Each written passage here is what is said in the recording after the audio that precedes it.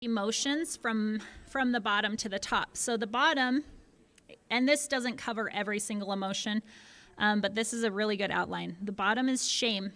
As we work up the scale, listen to the different frequencies that come through. So shame at the very bottom, lowest frequency.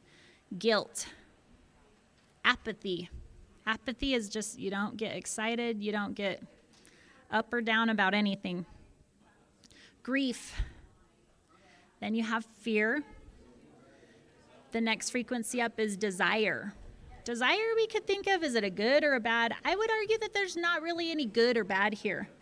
Desire can be good. Sometimes if you want something and you're never going to get it, desire does not feel good. The next step up is anger. Then pride. Pride can be good. It can be bad. These aren't necessarily good or bad. The next step up is courage. Then neutrality. I don't really care one way or another. Willingness. The next step up is acceptance. Then reason. Then we get into the higher frequencies, and these are the ones that feel really good. Love. Then joy. Then peace. And then enlightenment. This scale puts enlightenment at the top. When you're in the top half of the frequencies, you're expanded. Your energy is pushing out. You're projecting, right? Has anybody had a moment of spiritual awakening? This is your enlightenment state. How does it feel? When you're having like a period where you are just on fire, you feel like the universe's secrets are being revealed to you, it feels good, but it can be really, really intense and also really, really draining. To hold any one frequency, we all kind of get in an operational, what I like to call our operational frequency. Has anybody had that one friend that's always complaining about everything? And if there isn't something to complain about, they generate it. That's their operational frequency.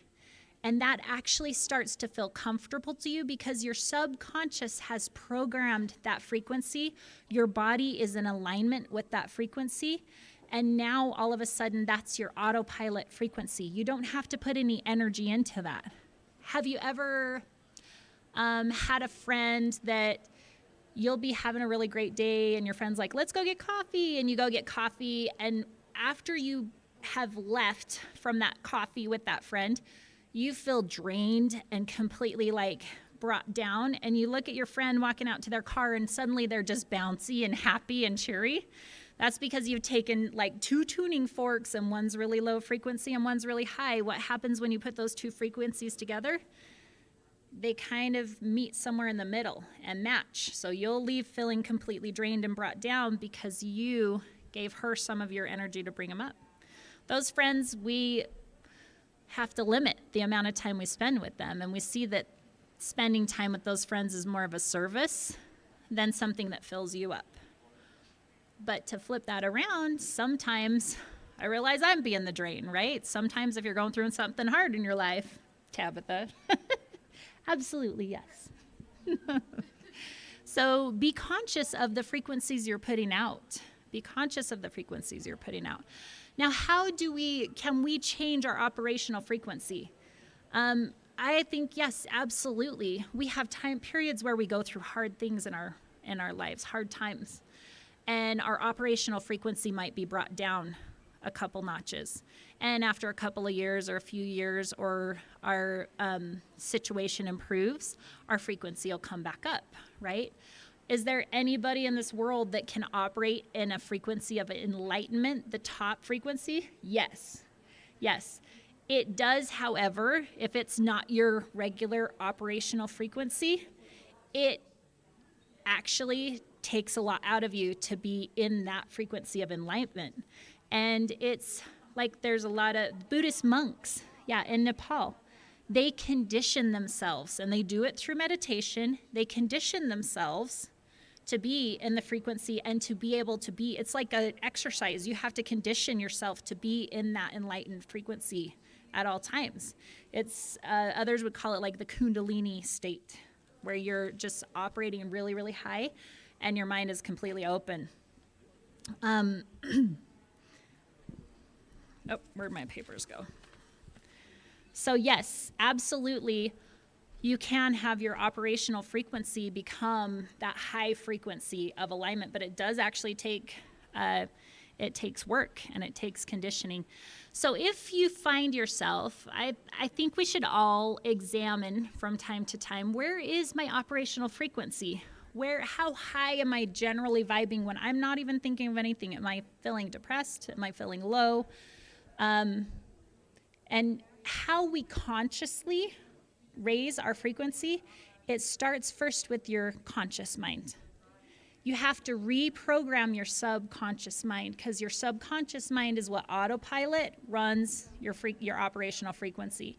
So you have to start with your conscious mind, and you have to start noticing the narratives that are subconsciously playing in your mind. If you are constantly saying, I don't have enough money, I can't pay my bills. Sometimes these are facts. Sometimes it's like, well, how do I change that? How do I change that? I'm doing the best I can, right?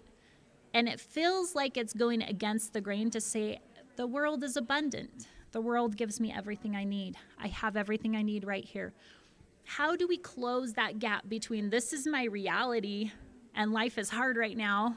Maybe we lose our job, or maybe eggs are $8 a dozen, right? How do you close that gap of this is my truth and this is where I want to be operating? It resides in your superconscious or your higher self. When you meditate, and I would suggest that everybody find time to just sit quiet and meditate, learn the true method of meditation and learn what it is as a tool in your life. It is to access your higher self. That tool is how we access our higher mind, our superconscious. That is how we tap into the truth of the universe and who we truly are and the power that we truly have. Take those pieces of information and pull them into your consciousness.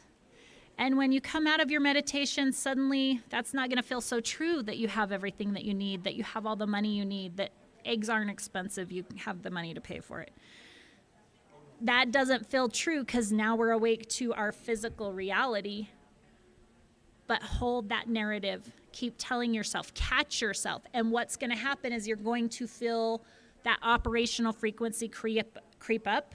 Scarcity would be that one. You're going to feel scarcity creep up. Stop yourself. Pay attention to the automatic subconscious narrative in your mind. Tell it, you are acknowledged. You may sit down now. We're going to create a new narrative, and it's going to align with my higher self and my superconscious, and that is, this is a world of abundance. I have everything I need. It's right there. I will be able to find it. I will find the paths to find it. I will have the means to have it. This is how we start to reprogram our subconscious and raise our frequency. And the most beautiful thing happens. This is manifestation 101. This is how we manifest those things that we don't have. You actually raise your operational frequency, and all of a sudden you attract all those things that your conscious is trying to reprogram your subconscious with. Sometimes this can take years. Sometimes it can take minutes. Sometimes it can take months. But I promise you, if you start being conscious of this and raising your operational frequency, you will look back on your life and go, man, I was in such a dark place, and look at where I am now. And look at the beautiful things that have just come into my life and fallen in place without any effort. When in reality, it takes a lot of effort. It takes a lot of effort to reprogram that. So this is actually Manifestation 101, but I promise you, you're going to feel a whole lot better every time you raise that operational vibrational frequency.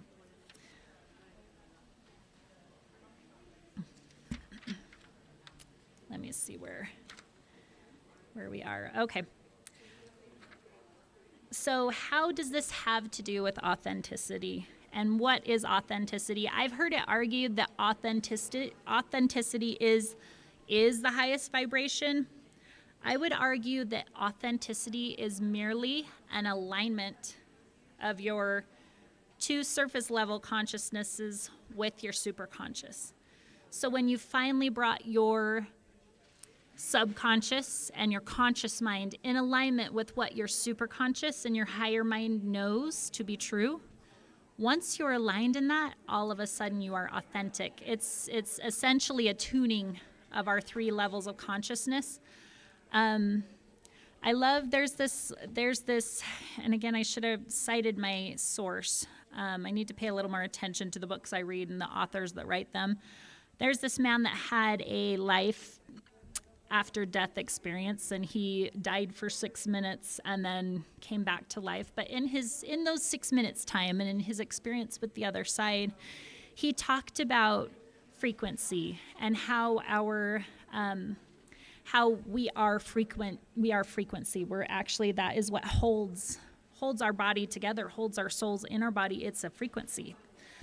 And he talked about his experience with the other side, and he could actually audibly hear frequency that souls and that people and animals and trees and nature were emitting. And he talked about how it was the most beautiful symphony that he's ever heard. It was the most beautiful music that he ever heard. So I would just challenge you to know that, to know and to discover for yourself that we do emit a frequency, and it's music. It's actually music. And if we raise that frequency, if we attune ourselves, our 3 levels of consciousness, if we attune that, it's like tuning up your greatest instrument and emitting the most beautiful frequency. The most beautiful people I know are just completely authentic. They are completely authentic. You can tell that they are in tune with themselves. They know who they are. Align yourself with this. And the tool to get there is through meditation. Authenticity is not just about honesty, it's a resonance. And when we align our thoughts, emotions, and actions with our higher self, we step into our true frequency. Our true frequency. We are all different and so beautiful in our own right. So beautiful in our own right, and so needed as each individual piece of this bigger whole. We are all needed. We all play an integral part. What would a symphony be without the violin section, without the cellos, right? I encourage you to tune in, listen to your inner wisdom, and embrace the power of your own unique vibration. And because the world needs the music that only you can create. So thank you for being here. I appreciate you. I hope you enjoy the rest of Winterfest 2025, and that you'll follow the Utah Pagan Market Facebook page and our email list on our website, and we will see you guys around.